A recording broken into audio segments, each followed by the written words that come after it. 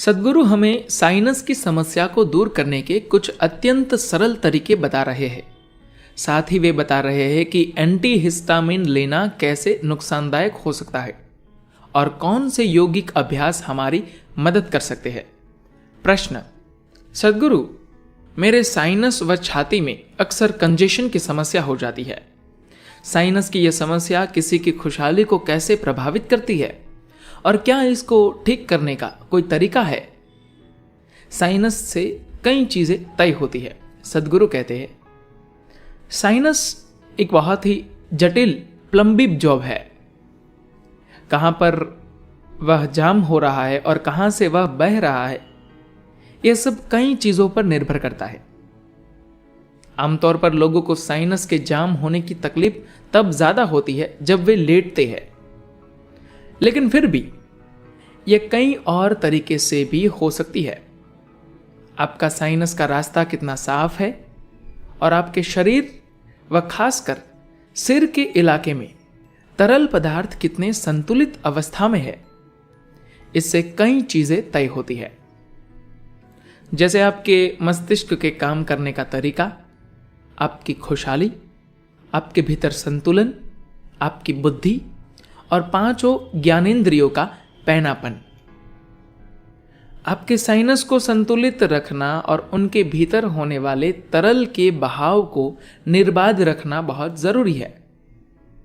अब सवाल है कि हम इस स्थिति तक कैसे पहुंच सकते हैं।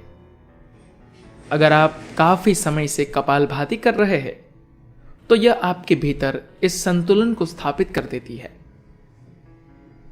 अगर आप इस दिशा में कुछ शुरुआती चीज चाहते हैं तो आप बलगम को कम करने के लिए जलनेति कर सकते हैं, लेकिन यह अभ्यास पूरी कुशलता व सही तरीके से सिखाया जाना चाहिए। हमारे हठ योग टीचर्स जरूरत पड़ने पर आपको इसे सिखा सकते हैं।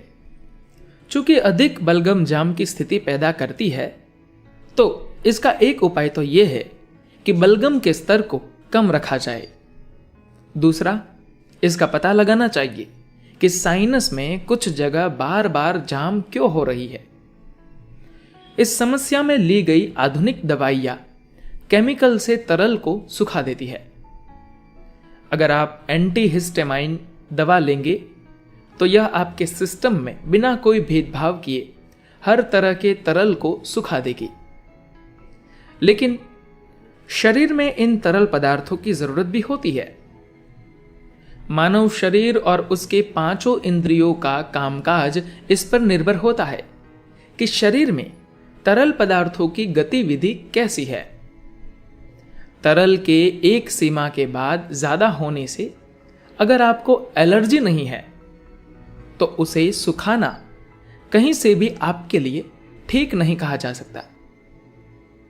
साइनस का जाम होना एलर्जी के चलते भी हो सकता है। अगर आपके घर में धूल या किसी तरह की कोई एलर्जी वाली चीज है तो भी आपका साइनस जाम हो सकता है। इसलिए सबसे पहले अपने घर को धूल रहित बनाइए और दूसरा तरीका है कि आप अपने भीतर इस एलर्जी से लड़ने के लिए जरूरी प्रतिरोधक पैदा कीजिए।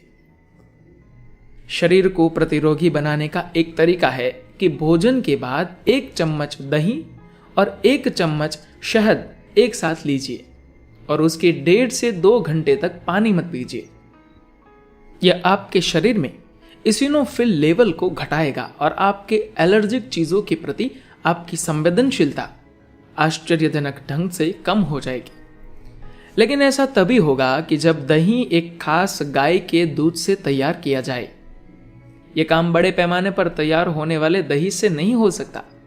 जैसे डेयरी में हजारों गायों का दूध एक साथ मिलाकर तैयार की गई दही काम नहीं आएगी। दुनिया भर में आज लोग जो दूध पी रहे हैं वे फैक्ट्री फॉर्म्स में तैयार हो रहा है, लेकिन उस स्थिति में दूध के सेवन के जो फायदे हैं वे कहीं खो रहे हैं। दरअसल जो एनिमल प्रोडक्ट्स कई जानवरों से इकट्ठा की गई चीजों को मिलाकर तैयार किए जा रहे हैं, उसके सेवन से फायदे कम और नुकसान ज्यादा होते हैं। अगर आप पशुओं से प्राप्त किसी चीज का सेवन कर रहे हैं तो बेहतर होगा कि वह पदार्थ एक ही पशु से लिया जाए। अगर आप बड़े पैमाने पर तैयार डेयरी पदार्थों का सेवन बंद कर दे तो 1 से 2 हफ्तों में आपके बलगम की समस्या दूर हो सकती है। बलगम को दूर करने के लिए एक आसान सा काम तो आप तुरंत कर सकते हैं। सुबह उठने के बाद आप थोड़े से गर्म पानी में शहद मिलाकर ले। इसके लिए आप डेयरी पदार्थों को छोड़कर गर्म पानी के साथ शहद ले और एक खास अवधि तक कपालभाति, अगर आप शक्ति चालन क्रिया में दीक्षित हो चुके हो तो सूर्य नमस्कार या सूर्य क्रिया करें।